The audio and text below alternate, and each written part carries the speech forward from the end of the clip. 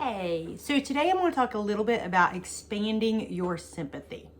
What that means is when someone loses a person, I'm just going to go from personal experience. So I lost my son, Trip.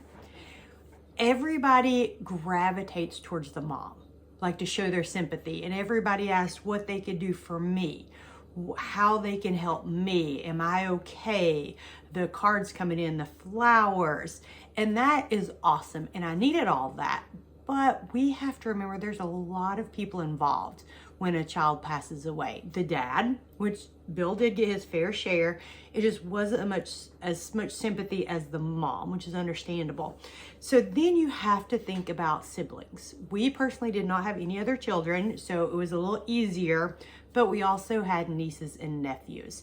So Tori Beth and MJ were as close to Trip, Tori Beth, not MJ, he was still little, as a sister and a brother could be. They did everything together. They were best friends.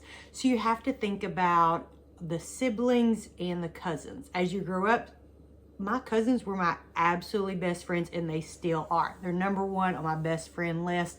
So keep that in mind. Another thing that gets left out sometimes is the grandparents. So not only did my mom and dad lose their grandson, they had to physically watch me go through this horrible, torturous time. So they were hurting in two ways. They were hurting for their daughter and for their grandson, the same as Bill's parents. They were hurting for their grandson plus their son.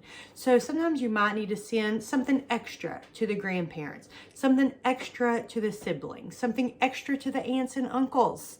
I mean, I am Tori Beth and MJ's aunt and the kids on Bill's side, so they hurt just as bad.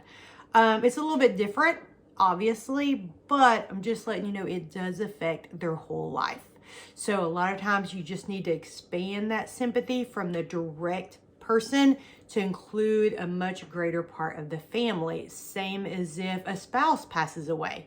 Not only if Bill passed away, would everyone come to me? You also have to think about Bill's parents, Bill's brothers and sisters, my mom and dad, my sisters. So just something to think about that sometimes gets a little bit overlooked in the shock of someone passing away. You automatically have that go-to person that you want to comfort.